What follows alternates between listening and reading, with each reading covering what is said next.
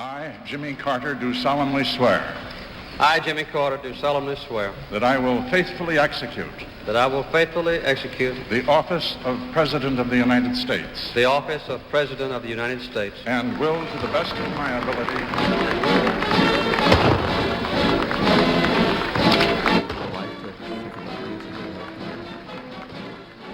and I would hope that the American people would see that I tried to do what was best for our country every day I was in office. And I would like for the Carter Center people to feel that I established some principles, along with Rosalynn, that have been beneficial to them and to literally hundreds of millions of people around the world. So those are the kind of things that sometimes I think about. I was asked to discuss here in Oslo the greatest challenges that the world faces. Among all the possible choices, I decided that the most serious and universal problem is a growing chasm between the richest and poorest people on earth. It's interesting to note that citizens of the 10 wealthiest countries should all be willing to assume. Ladies and gentlemen, war may sometimes be a necessary evil, but no matter how necessary, it is always evil, never a good.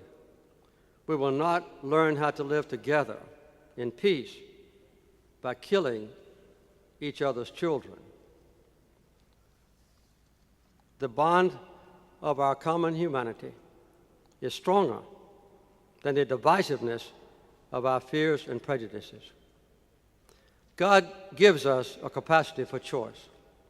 We can choose to alleviate suffering. We can choose to work together for peace.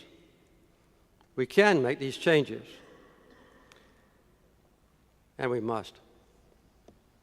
Thank you.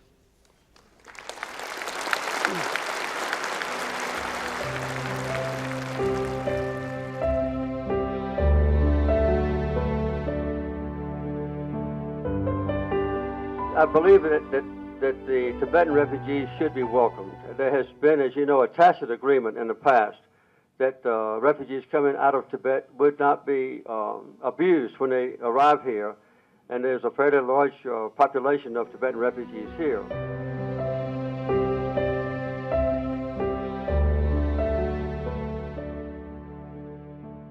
Lately, I understand at the border there has been some harassment of people coming from Tibet to Nepal. The Chinese government is putting pressure on the officials in Nepal to interrupt this movement of people.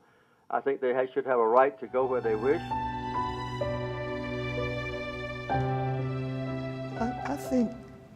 I hope he'll be remembered for his human rights work. He cares about people in the world and wants them to have a good life.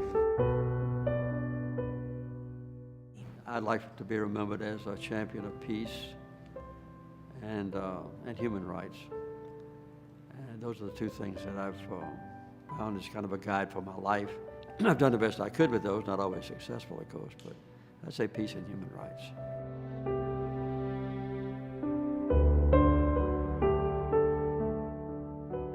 For my grandchildren, the group view me as a good grandfather.